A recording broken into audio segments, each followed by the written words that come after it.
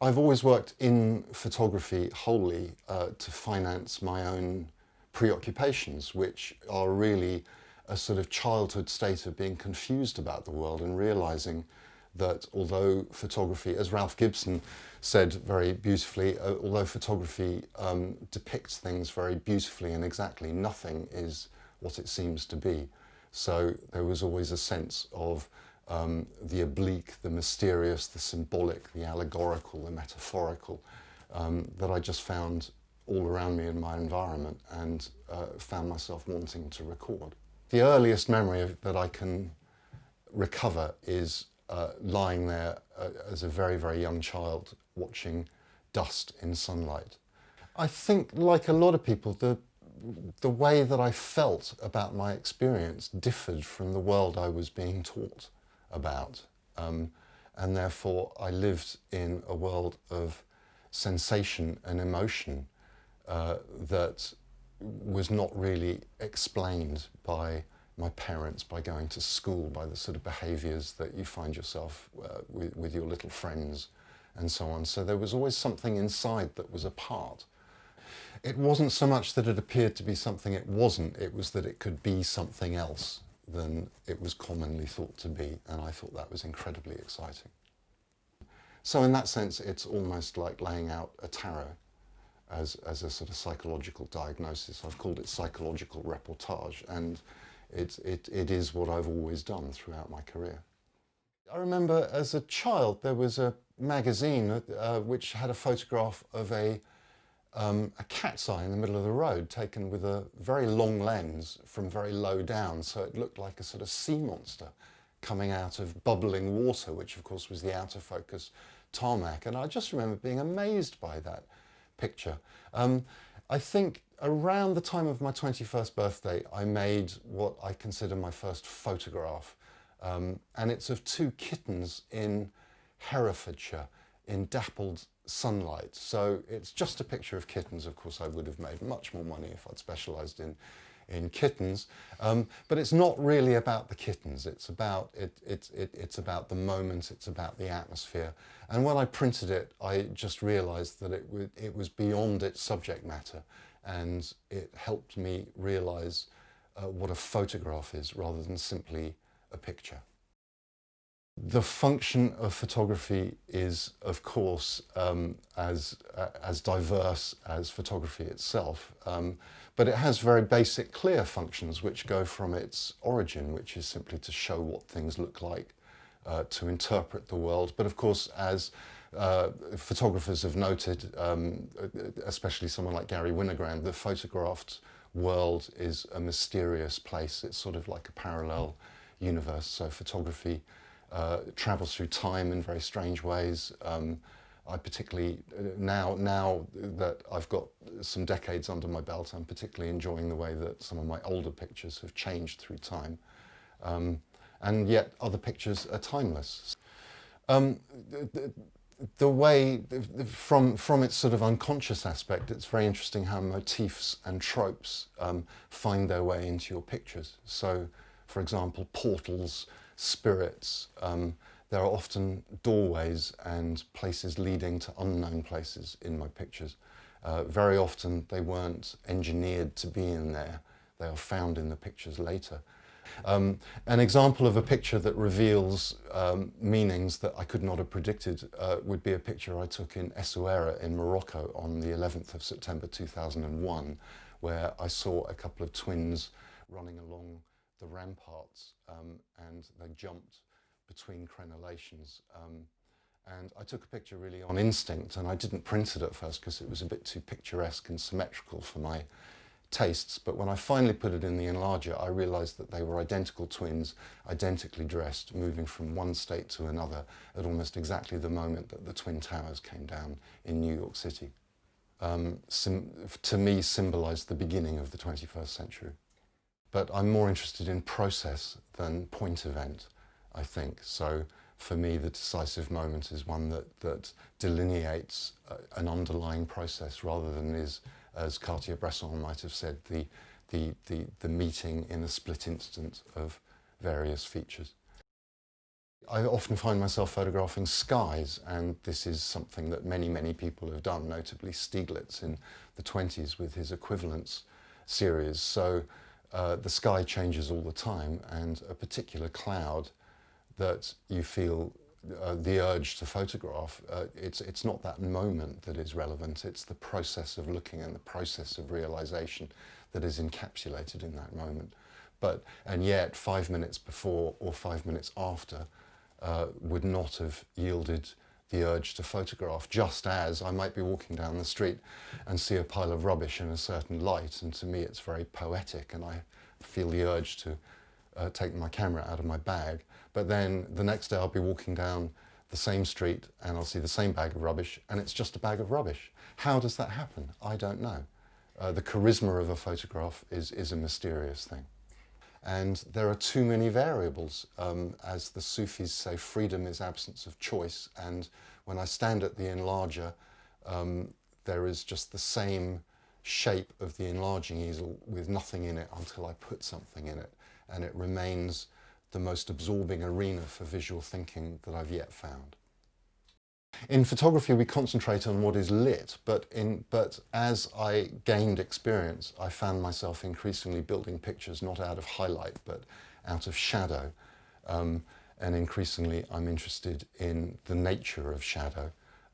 There's the umbra, the deep shadow, but there's the penumbra and partial shadow. There are shadows within shadows. So increasingly making pictures that are built out of controlling darkness, not light, is very interesting. Many moments are defined by light, and especially for me because I try and photograph light. The relationship between control and chance is a lovely thing in the work that visual artists and especially photographers do. As Louis Pasteur said very wisely, chance favours the prepared observer. So I will research, I will think, I will have intentions, but a lot of that is about creating a point of departure. Once you've taken the first step, then you react actually to what you find.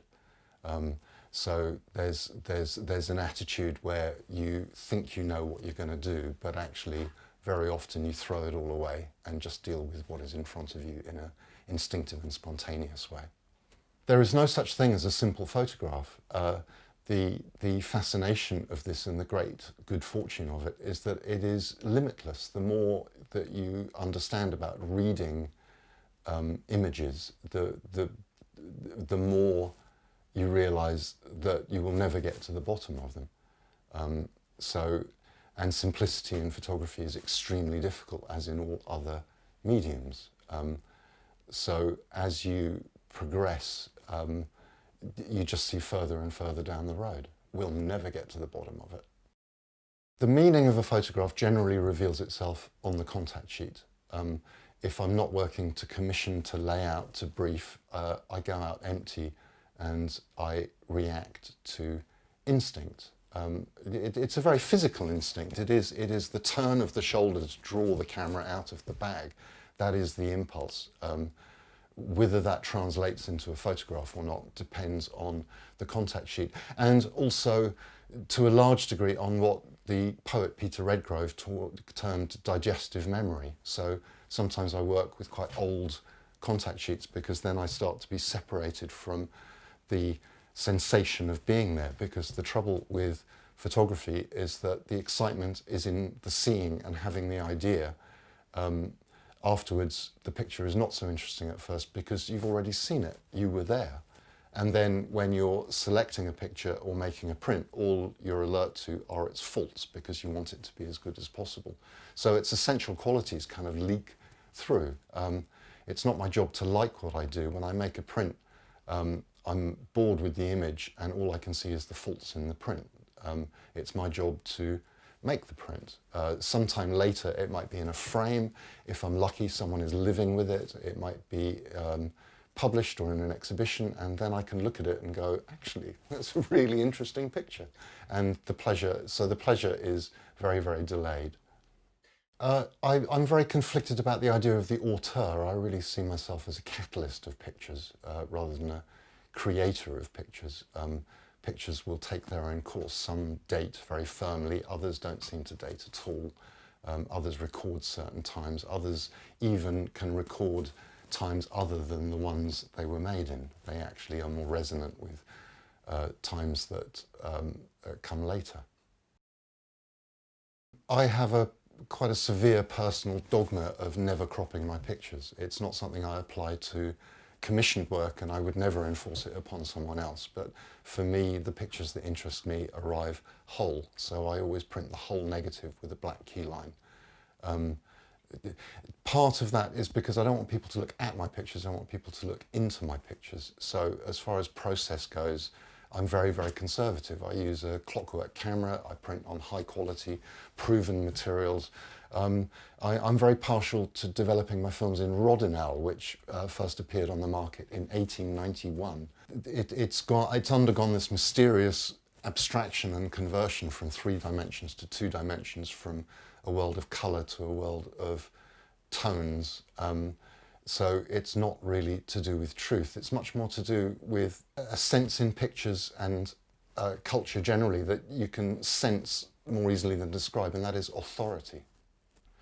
The authority of a picture is very much bound into a sense of animism, where everything has a soul, everything has a life. In that you can attempt to photograph the spirit of a place, you can attempt to photograph the character of a person, or the nature of an animal. These are terms that we take for granted, and actually when you stop and look at them, they almost make no sense at all. And yet, of course, when you come across it, you remember it.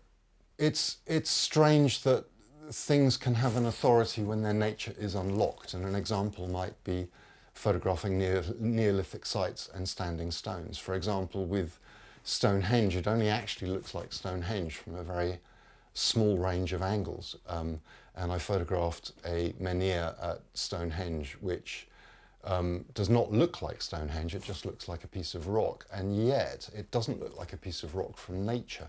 I feel it's a successful picture because it has a weight that is apart from any other stone, and it's almost like you unlock something's nature. You unlock the nature of something by a mixture of intent and chance that you cannot predict. Like a photograph, does it relate to how they were chosen in the first place, or does it relate to the way that they, through time, have achieved talismanic qualities? The camera does not lie, but it only really tells a truth. To paraphrase Richard Avedon, the truth that you choose from a photograph depends on your intent and, of course, your own beliefs and interpretations. I think there is a point at which literature, painting and photography can be in direct dialogue with each other. It's an elusive thing, and I think if you're really ambitious for your work, that is where you might want to go. Yes, so much of photography really is about the urge to travel, but it's not really geographical. As the photographer Ernst Haas said, paraphrasing Proust, he didn't want to see new things, he wanted to see things in new ways. So therefore, it's about the awareness and consciousness of the viewer. And therefore, really, my work is about the sensation of looking. It's more about the seeing rather than what is seen, just as much as it might be more about the light than what is lit. So I am making a portfolio of 50 11-inch by 14-inch prints. It's actually a product of things that have been building for a long time, and lockdown has just come at exactly the right time for them. For example, a short piece of writing from 1973 by a French writer called Georges Perec, where he wrote about the infraordinary, the way that you go into something that is just constant and you see new potentials in it, as opposed to the endless rushing around that modern life has demanded of us. The highlight of my career so far is having always worked in my chosen medium. I know that's a process, not a point event, But just the fact I found myself with a life in photography, I just think is incredibly lucky. And the way that the journey has been so rich and unexpected. You know, I've been up on the top of tall buildings and down in muddy tunnels, and I've worked with homeless people and extremely rich people. It's been an amazing way to see the world, and I'm extremely grateful for it.